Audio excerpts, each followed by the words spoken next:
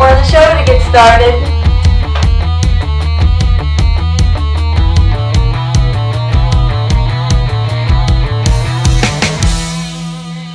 Hey, it is Blue Box time, and I'm really glad you're here. Listen, for the last several weeks, Pastor Art has been walking us through a new series called Windows of Transformation.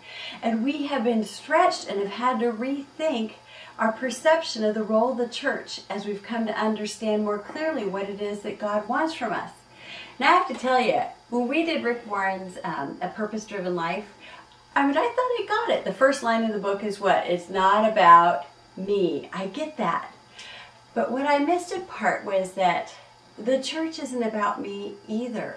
Rather, it's about you and I being God's church. Now, today for Blue Box, I'd like to help us understand that a little bit better, and I brought some things to help us. First of all, down here, you've already met little Pastor Bernie. Now, Pastor Bernie here is the pastor of a great little church, and here's his church. This is God's people. This is you and I. And the juice over here represents the work of the church, which is never ending. It keeps going on and on. And our story starts here with Pastor Bernie. Our story starts today with Pastor Bernie. Pastor Bernie's a great guy. He goes to seminary and graduates and becomes a pastor, much like the pastor he grew up with. Now, Pastor Bernie is a very hard worker, and he never complains. Now, of course, every week he writes the sermons. Oh, and then, of course, on Sundays you have to deliver the message. And then he attends every single church meeting, whether they have anything to do with him or not. Well, then there's the weddings, oh, and the funerals, and the lawn needs to be mowed, and the bills need to be paid. Oh, and then there's people to visit in the hospital that are sick. Oh my goodness. And then there's the occasional funeral that he has to oversee. But as you can see, there's a problem with this, because look here. Pastor Bernie is filled to capacity. There's no room left. Now, there's three things that happen when one person does all the work in the church.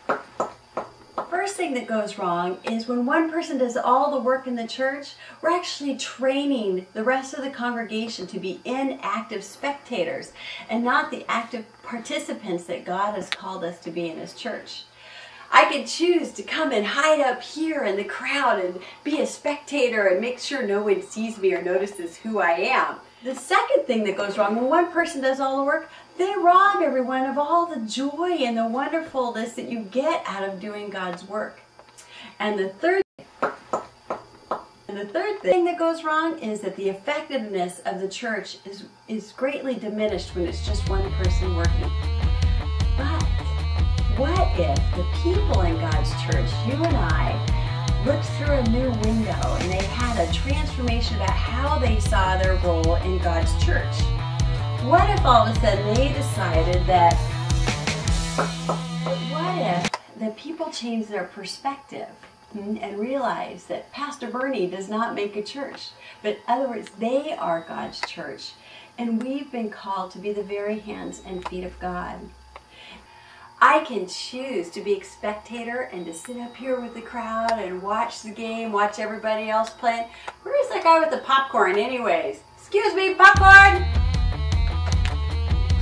Or I can choose to put on a baseball cap and come down on the field, grab my mitt, and be part of the team. Hey, where am I supposed to play? Oh, I just found out they put me in outfield. I wonder why they want me way out there anyways. I want to encourage you to continue to be and to grow more to be God's hands and feet and to work together as the body of life, the body of new life. Thank you, and I'll see you next time. Bye-bye. Come down here on the field and get ready to play. I can grab a mitt and take my position on the field and do the best job I can and be part of God's team. Here, up in the crowd. I can choose to hide out here